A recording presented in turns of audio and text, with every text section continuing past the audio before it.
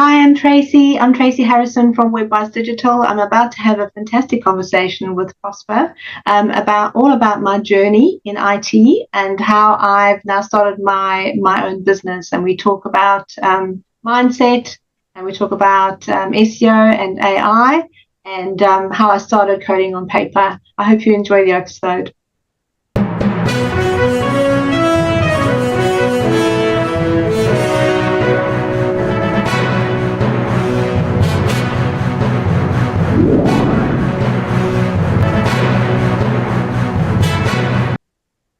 Now, welcome to yet another exciting episode of the Online Prosperity Show, your go-to platform for entrepreneurs and business owners that are aiming to elevate their online presence. I'm your host, Prosper Taruvinga, and today we're going to be diving into the digital realm with a guest who actually transforms outdated websites into powerful business tools. Now, Tracey, how are you doing today?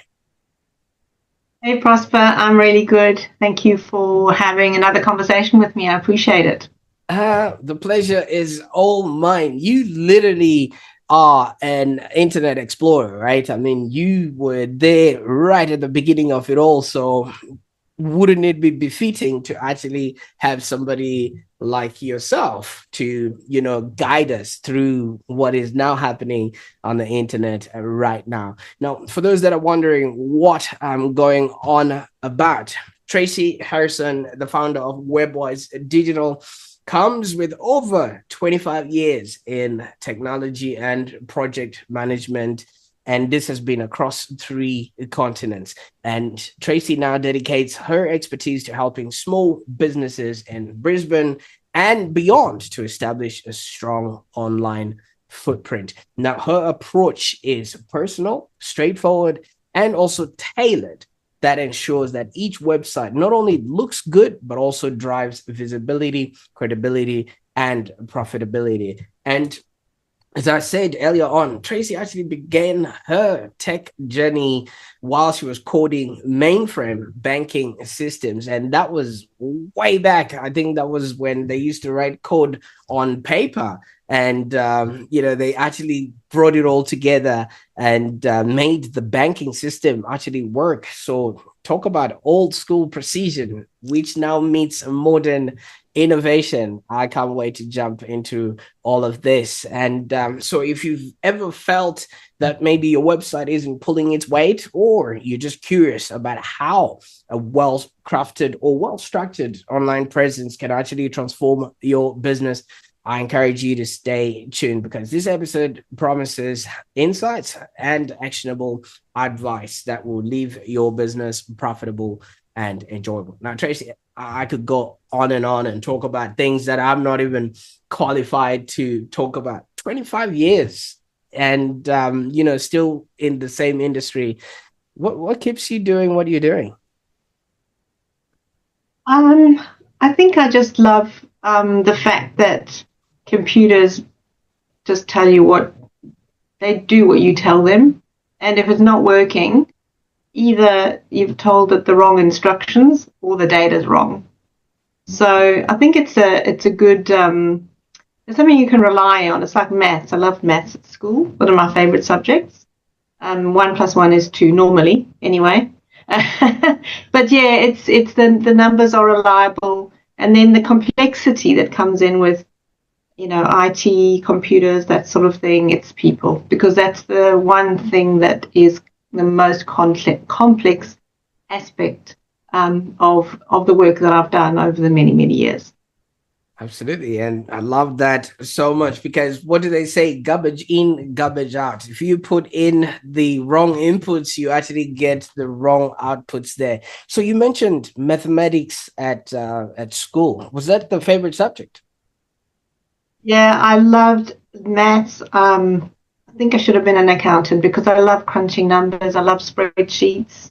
I love it, and I also love a challenge. And I remember at high school, my teacher met with my mum, or my dad, can't remember, and she told my mum that Tracey is a B student. And I went, "You have got to be kidding me. No way." Then I managed to get an A, and it was one of the few A's that I got. But I just thought, well, you're not going to tell me I'm not an A student. I love maths. I'm going to do well. So yeah, I've always loved maths. I've loved numbers. I've loved logic. I love puzzles. I love watching trivia. I just love that a bit competitive as well. But yeah, I love all that aspect of my work and how to have fun as well. Absolutely. I mean, it's quite you know what they say, when you love what you do, it never feels like work. Some other kids, find it very difficult handing in their maths paper and just getting graded an F because maybe they don't actually love it, and so they don't put the effort in getting it right. Now, when were you first sort of introduced to computers? Yeah, so that is also very interesting because when I left school, I wanted to be a doctor. Hmm. And I did 1 year of university in Johannesburg. And after that year, I applied to medical school and I didn't get in. Um, and only many, many years later, actually, probably only a couple of years ago, I was on the phone to my mum, who lives in South Africa still. And thank goodness for WhatsApp because now I can call her for free. And I was just telling her, I don't know why we were talking about it, and universities today, and is it worth it, and my journey in university, which only lasted a year. And she said, do you know, Tracey, why you didn't get into medical school? And I said to her, well, actually, I thought it was because I wasn't good enough. And for all these years, I've believed I wasn't good enough. And she said, no, that is not the case from my understanding. And I said, oh, really? And she said, it was because they didn't want to lose all of the good students to leave overseas. South Africa, as you know, a lot of people were leaving overseas. She says they didn't, and because I had a British passport or access to one, my father is English, they knew that I could get a British passport and leave the country. And so I think they were, when they chose who they were offering a place to at university, I didn't get one. And I think she said that was one of the factors. So that was interesting, but I think that I believe that things all happen for a reason. And she saw an advert in a newspaper for an organization called Funsale and Pritchard, um, and they offered computer courses in Johannesburg. It was a 3-month course, and they taught us how to write COBOL, how to design and write COBOL programs, which were very much used in banking and uh, insurance companies in these big IBM mainframes. So I thought, well, they didn't accept me into medical school, so maybe I should try this computer science thing, which was very, very new at the time. Um, and we learned on paper, and all of our programs were written on paper. And as you were saying earlier around the intricacies of it being wrong or right in maths and noughts and ones, when you end a command, you've got to put a full stop. And to make sure that your examiner saw the full stop, you'd have to put a circle around it. And this was all on pieces of paper that you had to hand in. And at the end of the course, we each got to share a computer, and we each got to type something in once into the computer and compile, which is what we called compile the program, and made sure it does some syntax errors and made sure it would run. And that was the course I did, was mainly on paper, and sharing a computer, a probably very old desktop computer, to do our final exam. And that's where my journey into IT all started. Wow. Now, my next question with that is, did you have to save your codes on a floppy disk drive or on a hard disk drive? Yeah, at the time it was called at the hard drive, the little hard drives. Yes, yes. Back in the day, on those hard drives, I know, no such thing as the cloud or anything like that. Oh, absolutely. Yes, it was, I think it was like 125 megabytes of data that you could save on a floppy disk drive and things of that nature. Now, it must have been daunting. I mean, computers were just only coming in, and there was probably not that much precedent and not that much practice, let alone just the computer that you had, sharing at school and things like that. So, what then got you to be proficient in this sort of in this sort of space, moving forward? Yeah, so as part of that course that I did, they would place the students into an organization and arrange a job for them. Obviously, we went through an interview process, and that's when I got my first real job. I mean, I'd had, part-time jobs before, working in a cafe and a shop and stuff like that, but that was my first corporate role at an insurance company in Johannesburg. And yeah, it was just an amazing experience. I'm so grateful. I just grabbed that experience with both hands. I met wonderful people, great mentors, and yeah, I really, really learned on the job. Really learned on the job. Absolutely. And if you started back then when it was just that dark screen on a computer, and I think the code was C:\\, and then just that cursor flashing in front of you, there has been so much transition up until the computer that we have right now. Just over the weekend, I was just watching my little girl going through stuff, and she was showing me everything on the phone, and I was like, this, I needed a manual to just understand a big computer before, but now they can just open it and start working with it. What has been your favorite sort of growth or transition in this technological space that you obviously are happy that it happened while you were watching? I think that the fact that it's become accessible to so many people. So, I mean, it's scary at the same time because, all that advancement does come with its risks, and not everyone um, holds that information well and behaves correctly. But I mean, I remember when I first moved to the UK, I didn't even have a phone. I don't think I even had a phone. Um, and nowadays, there's a bit of entitlement, I think, with children. Yeah. They have so much access to phones and computers, and it's making us able to do things a lot quickly and a lot more efficiently. We have access to so much more information compared to me. I remember at school going to the library and checking out a library book and photocopying the libraries and going to the Encyclopedia Britannica and all that sort of thing. So I think it's just more accessible. And I think nowadays you almost can't do your job without having some sort of computer literacy and you being able to know what buttons to press and that sort of thing.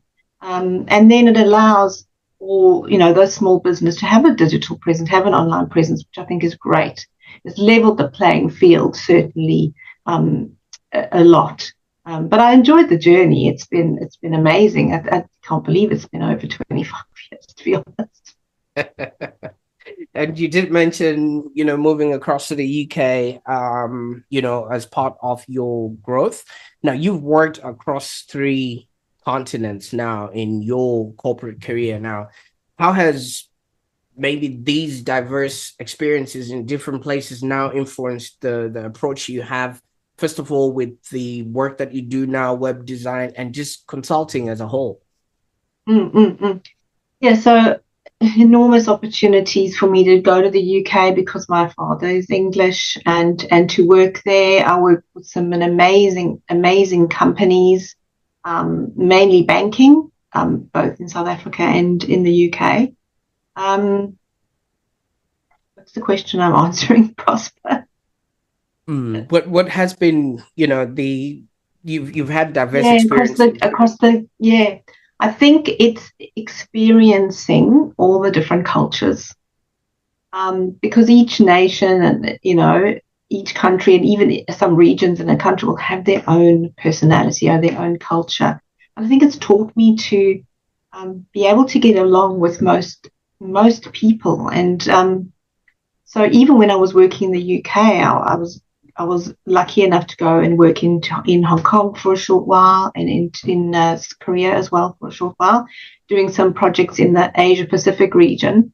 So again, it introduced me to other cultures, personalities, and then moving to Australia as well, just being able to work with a diverse range of people. And nowadays, the world is so cosmopolitan. You can meet all sorts of nations. Even in Australia, you'll meet all sorts of nations. So I think that working in different countries and different organizations has given me a good practice to work with lots of different kinds of people and to get to know them as well. I have connections all over the world, which is amazing. Absolutely. But all of this sort of like kind of works if you are putting it all together. If we put it all together, you started your business at age 50.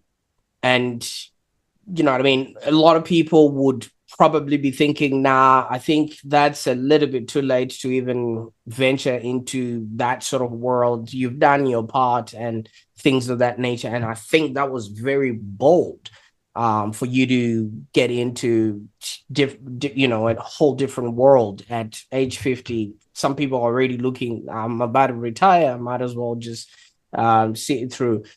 How did you get this going, and were there any fears with you starting this late in life?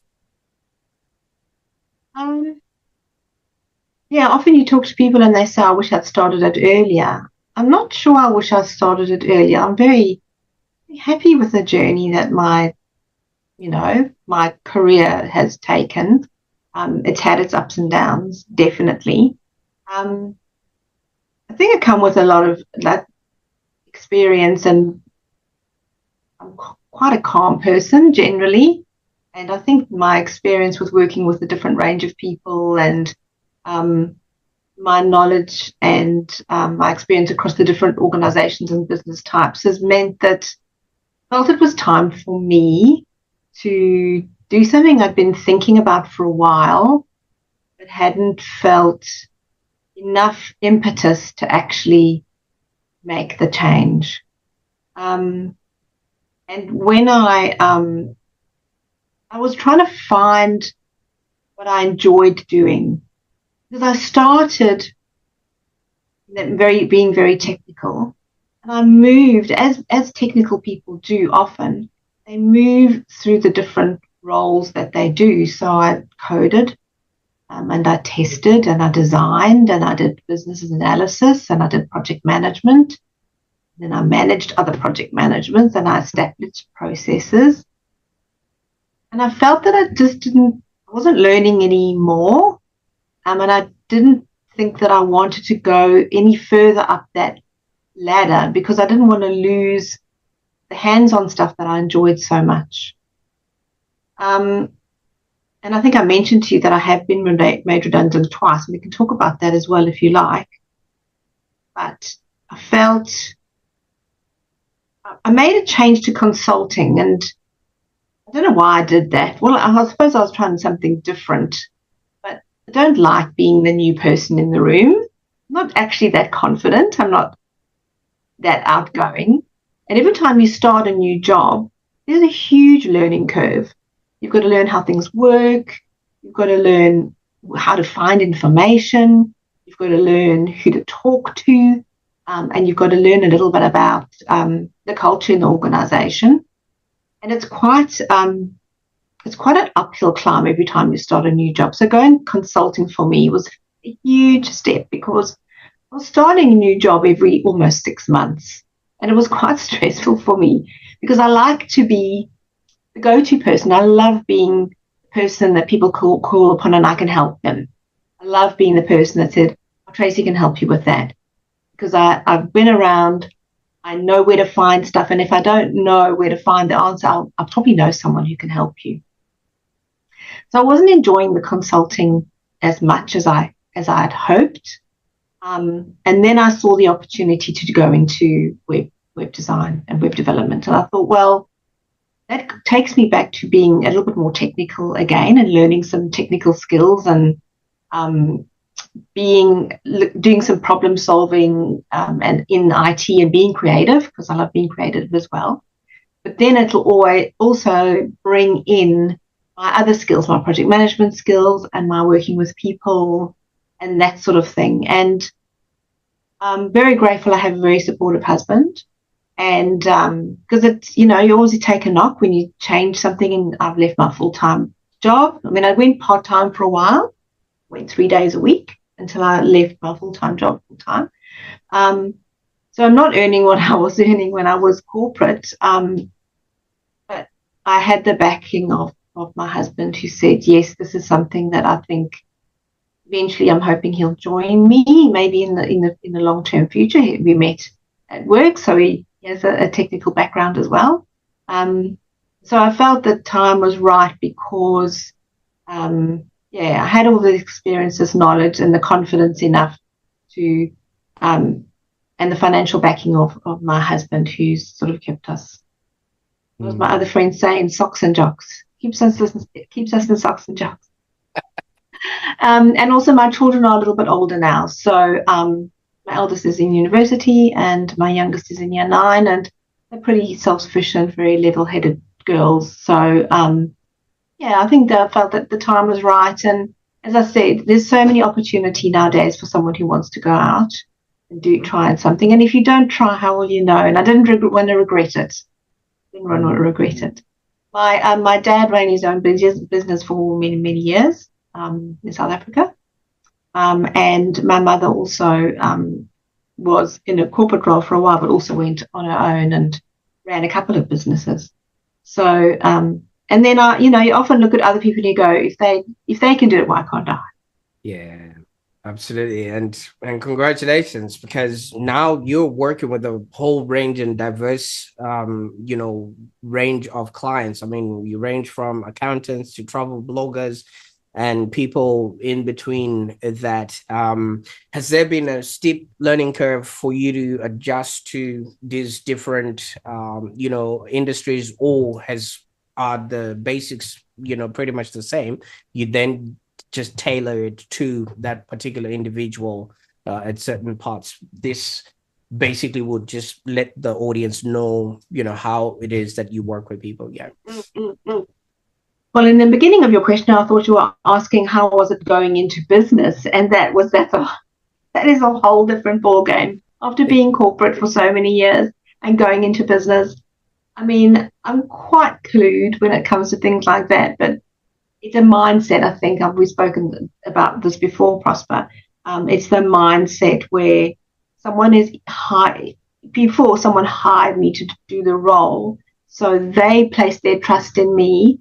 And they said, yes, you can do it, Tracey, by hiring me. Whereas when you're putting yourself out there, it's a very, very different mindset, and learning how business works and how business runs and that sort of thing was definitely a huge change for me. The other part of the question, which I think you're asking, is between the different kinds of businesses that I've worked with. As you say, plumber, accountant, electrician, yes, a travel blogger, which was fun, a health coach. So lots of different kinds. But at the end of the day, what I do is I understand what that business is trying to achieve. Like, what do they want their website to do for them?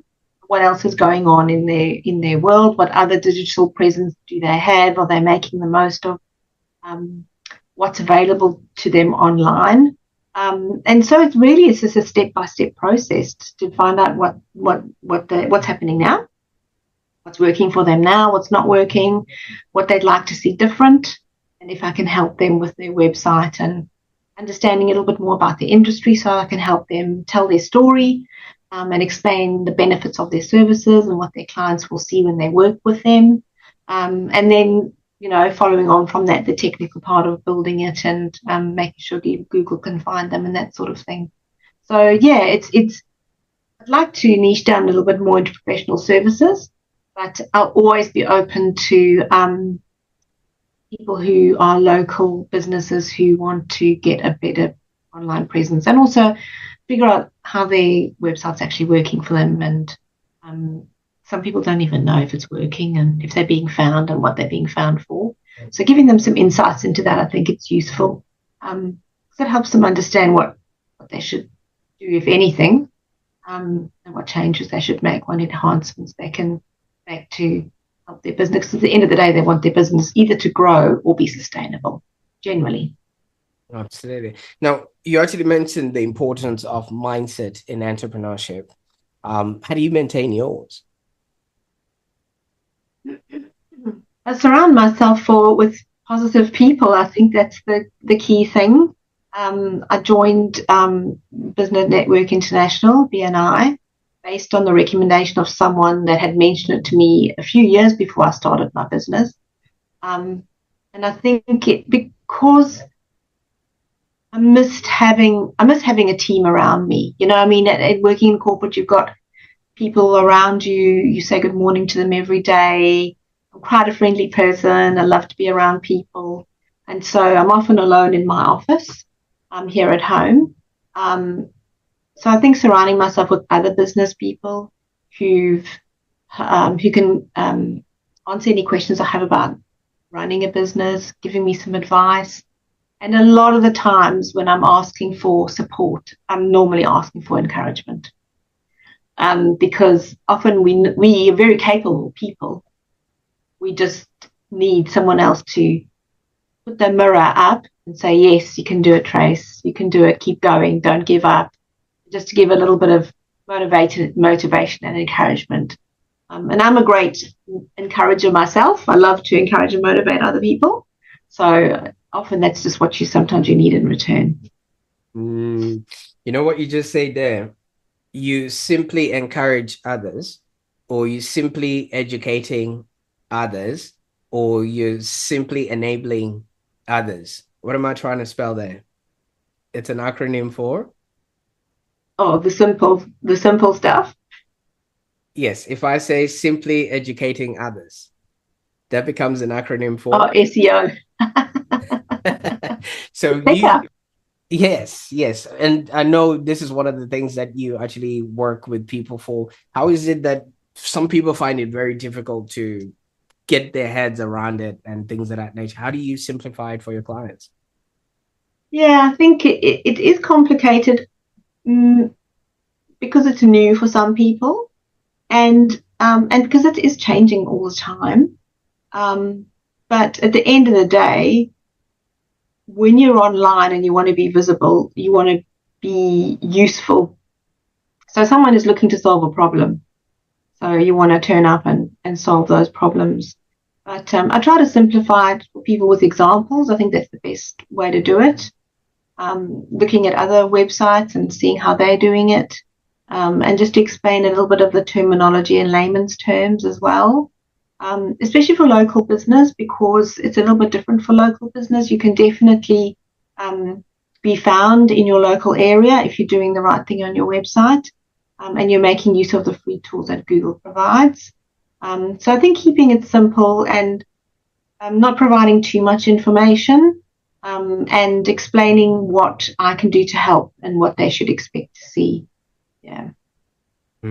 Absolutely. Now, there might be some misconceptions when it comes to obviously like SEO, web design, and things of that nature. What are some that usually come your way that you're happy to debunk so that people really have an understanding of what it is that they, need to focus on in order for them, like you said, to have sustainable businesses? Yeah. I call it the watermelon website. It comes from our project management days where we used to call them watermelon projects. So when it's green on the outside and red on the inside. Mm. So I think, unfortunately, some people will go and they'll have their website built, and even though it looks great on the surface, and it might be pretty and colourful and all those lovely things, underneath it's not actually doing what it needs to do. So there needs to be some depth in the website for it to actually function well, both from a being able to be found online perspective, as well as from a person landing on your website and understanding, oh, this is what you do, this is how you can help me, and this is what I need to do next to engage your services. So I think it's not just about what it looks like. What it looks like is important, but it's also important to have a really strong foundation underneath the website, and that it's been built with a strong, like building a house, this foundation needs to be strong. And finding someone who can build you that strong foundation, I think, is important when you're looking for someone to build a website for you. Because so many people just look at their competitors and then they think whatever they're seeing on the surface is what the website or is what is making them, popular or profitable. And you've emphasized that websites should operate as a business hub. Can you maybe elaborate on this philosophy a little bit so that people really get an understanding of what they're getting is not just, pretty pictures and pixels. It is an actual business hub that they need to be operating with. Yeah, so if all roads lead to Rome, as they say, but if even if you've got a social media presence, you don't necessarily own that. You could lose access to it, but your website is a piece of real estate. I call it real estate that you actually own, and it actually is an asset for your business. So especially if you're putting valuable and useful content on it, it will end up being an asset for your business.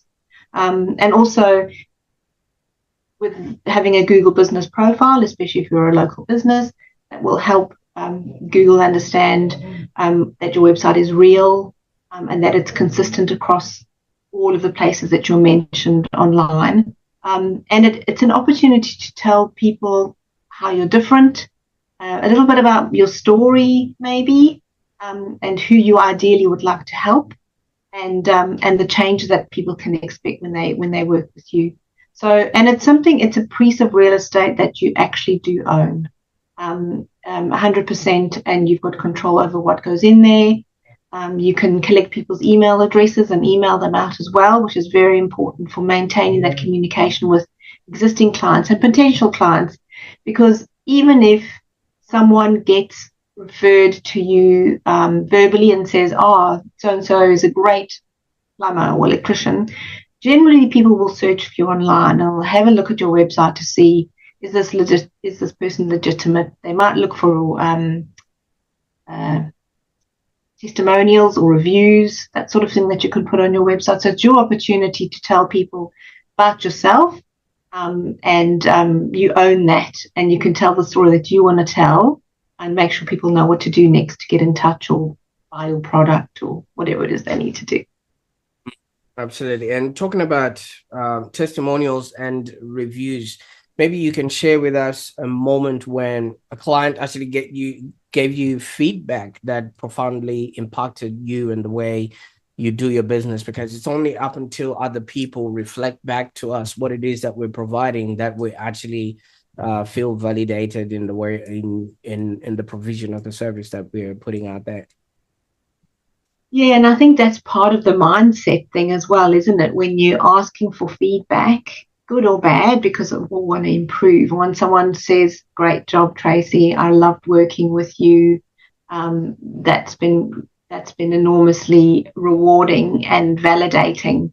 I think the one that I've got a case study on my website, the accountant that I worked with, they really said that since their website had a revamp, because it was very old, I think they told me it was 30 years old, I revamped it for them, and they said, we're starting to get quality referrals now and quality inquiries off our website since it's been refreshed. Thank you. And so that is the biggest reward, I think, for me, is knowing that I've made a difference in their business world, be it as small or big as it is, to know that I've made a bit of a difference and I've made it better for them. Not only are you getting recognized by clients, but also industry bodies, like E-Business Institute. How has this also shaped your professional growth? And, like you said, when you started, it was just you on your lonesome, but now you're getting all these accolades and responses from people and institutes. Yeah, well, that eBusiness Institute, fabulous organisation, fabulous way to kickstart your online journey in whichever way. They do a number of things in whatever way you want to take your online journey. And honestly, whatever you give in is what you're going to get out, because participating in the program, doing the challenges, um, doing taking advantage of the coaching they provide and the community there as well, means that, yeah, I got the awards that I got when I finished the program with them was a mark of approval for me. As well as going forward, I've made incredible friends in that program, and we support and encourage each other. So if I have a question or a challenge, just the other day I was on the telephone to someone and I said, I'm not sure about how to go about doing this. Can you help? And just so freely share information with each other, supporting each other. So another great community to be a part of. So one of the things we talk about networking is networking with where you want to get business, but also networking with your competition is great, because you can end up collaborating a lot with them as well, and also sharing wins, sharing lessons, sharing tips and tricks. So definitely that e-business community, fabulous place to be a part of. See, when somebody maybe starts their business, one of the first things they do is maybe create business cards, and then the second thing will be a website, and then pretty much after that they get really bogged down in servicing the clients and things of that nature, leaving the website to fend for itself and hold on to dear life. See, like the case study that you gave us of the accountants who forgot their website, and then 30 years later they're coming back to you and thinking, oh, we'd forgotten we had this tool in our business. Now, if somebody's watching this right now and they're considering maybe a website refresh, what sort of signs indicate that, hey, it's time for an update, especially when it comes to their website? Yeah, I mean, in that example, to be fair on them, they bought the business. So and they didn't really forget about their website, but yeah, at least they acknowledged that it needed updating. I think it's good to have a checkpoint maybe every 2 years or so on your website. Do the services your business delivers still, does your website still reflect the services that you're delivering? Have your team changed at all? Have you got old team members on there? If you've got your team on the website, make sure the footer, if you've got a copyright or some notification of the date at the bottom, make sure that's current, because Google does look at these sorts of it looks to see how often your website is updated as well. And the look and feel. I mean, sometimes you do look at some websites and you can tell they were built sort of in the 80s. So maybe just make sure it's looking fresh and modern, and reflects the kind of clients you want to attract, I suppose. Absolutely, because our clients are also going to other websites. Let's say they are, the kind that can buy a Mercedes or a BMW. They would have just come back from the BMW website or an equivalent, and they're coming to yours, and they're like, I'm not sure if if this represents the kind of person that I am, and things of that nature. So thank you so much for obviously pointing us to that. Now, if somebody wants to get in touch with you and maybe get started on their journey, where would they go, or what's the first thing that they need to, or where can they look on the internet? Yeah, so my own website is there. It's webwisedigital.com.au. And you can email me there or send me a form or even book an appointment online. Happy to have a chat to someone who's wondering how their website's performing, and just to see if we're a good fit. Absolutely. Thank you so much. I'll make sure that all those links are in the show notes so that people can actually start their journey with you there. Now, Tracey, you've seen, the evolution of, I would say, the computer and the technology that runs the computer, which is the softwares and things like that.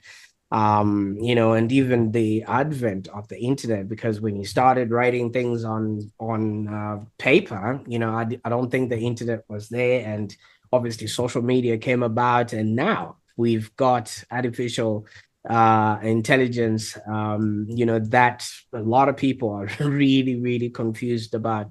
What's your take on what's going on right now, especially in this space when it comes to web design and AI? I think it's an amazing evolution, as you've said. I think time will tell which parts of AI will add the most value going forward. I think people still want to work with people. I hope so, because I want to work with people. Um, so I think if AI can make our lives easier and more efficient and get rid of the boring chores, as they say, I think that's a good thing. But I hope we never lose that authentic personal touch. And even on social media, I'd much rather read someone who's written something from their heart or something practical and a little bit less polished than something that is obviously not written by them. And having, because even now we can build relationships online, and it would be nice to know that you're having a conversation with someone online, that you're actually talking to a real person. But when it comes to your website, with the AI overview now in the search results, I think it's making sure you're answering people's questions. What are people asking? Answering people's questions, being real, and also using a range of digital marketing. Not just relying on one thing. I think now we just have to make sure we're touching all the, be where your clients are hanging out.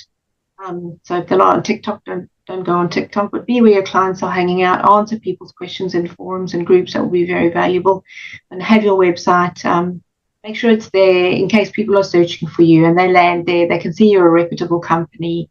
If you're hiring staff, they can see that you're a reputable company as well. So it does fulfill a whole bunch of needs. So yeah, real people. Think I'm all about being authentic. So I hope that AI doesn't take that away from as we progress into the future and making the most of it. I think people should just ask themselves, do they enjoy it when they call their bank or their telephone company and they're just being passed around to either robots or like a phone tree up until they get to wait another 20 minutes just so they can speak to a real person?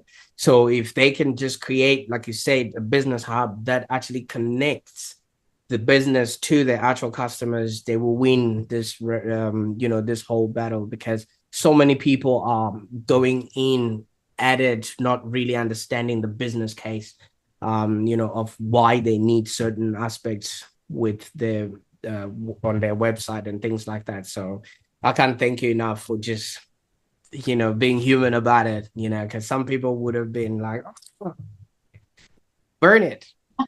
I think your analogy of the bank is like classic. Yeah. And anytime you want to get help online, you go, I just want to talk to a person. That's why I love my bank, my local bank up the road. I will often go in there and just draw money or something and tell them how much I appreciate the fact that I can actually go and talk to a real person. Absolutely. See, this weekend, our local Woolies, they turned almost 6 tills into automated service things, and there's only just one person looking after them. And I was just like, this is obviously a sign of things to come. They've done their research and everything else, but also what they haven't looked at is how does it actually look, for the customer. It's just you figure it out yourself, so yeah at least customer experience is so important. And my biggest peeve is I go to Coles and then it says thank you for using Coles assisted checkout, and I keep on saying unassisted. Why do they call it an assisted checkout? They're not assisting me at all. Fantastic. But what's next? I mean, we've been talking about technology. What's next for WebWise Digital? What can we anticipate that you're working on now that you've brought us into your world? Yeah, I think just helping more businesses, growing my website hosting, because I do website hosting and maintenance as well. So that's a good thing for me that I want to keep building up. And looking on to offer some website audits as well, because often businesses, they don't know how their website's performing. They don't know which pages are being visited. They don't know where their traffic's coming from. Don't know if they're being found for the right terms.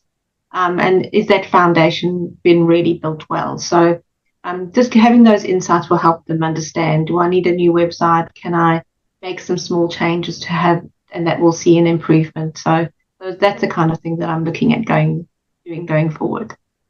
Absolutely. Now, Tracey, I can't thank you enough for sharing your inspiring journey and invaluable insights with us today. Thank you so much, Prosper. I appreciate the opportunity. Great stuff. And for those that are watching right now, if your website is starting to feel more like a digital brochure than a business tool, I think it's time for a change. You want to reach out to Tracey at webwisedigital.com.au. I'll put the links in the show notes there and discover how she can actually help you transform your online presence. And while you're at it, don't forget to like, comment, and share. Especially share this episode with someone who could benefit from a website makeover. Tracey will be more than happy to show them what needs to be done or help them and work with them so that they can have a business that's profitable and enjoyable. And if somebody has shared this video with you, why don't you take this opportunity to subscribe to the Online Prosperity Show for more episodes that actually empower you to build a happier and more prosperous life. Stay tuned, because in our next episode, we're going to be exploring more innovative ideas to enhance your actual business existence. Until then, keep thriving online. Bye for now.